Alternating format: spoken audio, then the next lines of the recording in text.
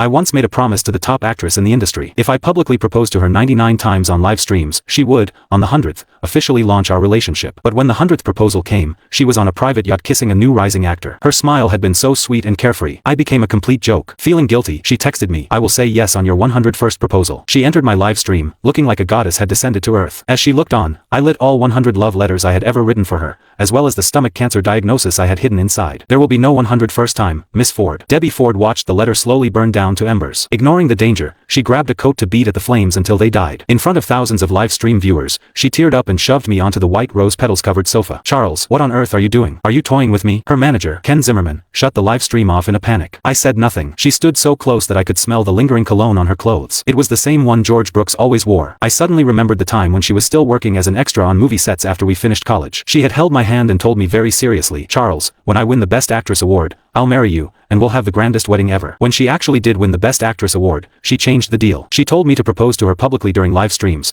and only after I had proposed to her 100 times would she give up her glamorous image and announce our relationship. Every time I acted like a fool online for her sake, she was always somewhere else. She would appear at luxury hotels around the world with all sorts of pretty boys or spend nights on yachts. She even ran off to get married and then divorced immediately in Ghana, just to experience the local marriage culture. Something I longed for seemed to be so easily attainable by others. The thought pulled a bitter smile across my face. "Debbie, there will not be a 101st proposal. I'm tired. We're done." She stared at me for 2 seconds in stunned silence. Then, she laughed in apparent realization. "So, because I didn't show up for your 100th proposal, you just burned all the love letters in spite? You embarrassed me in front of so many people. As my fiancé, did you ever think about how I would feel?" I could not understand. Was that not the freedom she had always wanted? Why did she not seem the slightest bit relieved? If she had spoken to me like that in the past, I would have humbled myself and begged her for forgiveness. But my heart had long shattered beyond repair. All I felt was numbness, and I said nothing. More importantly, I did not want to waste whatever time I had left on her. The 100th proposal has ended. So have we. Debbie's expression seemed to relax when she heard me say those words. She seemed to believe I couldn't bear to leave her. "Don't be dramatic, Charles. We've been together for 7 years, and you think you can just walk away like that? Don't worry. When you propose for the 101st time, I'll say yes. You'll get to salvage your dignity."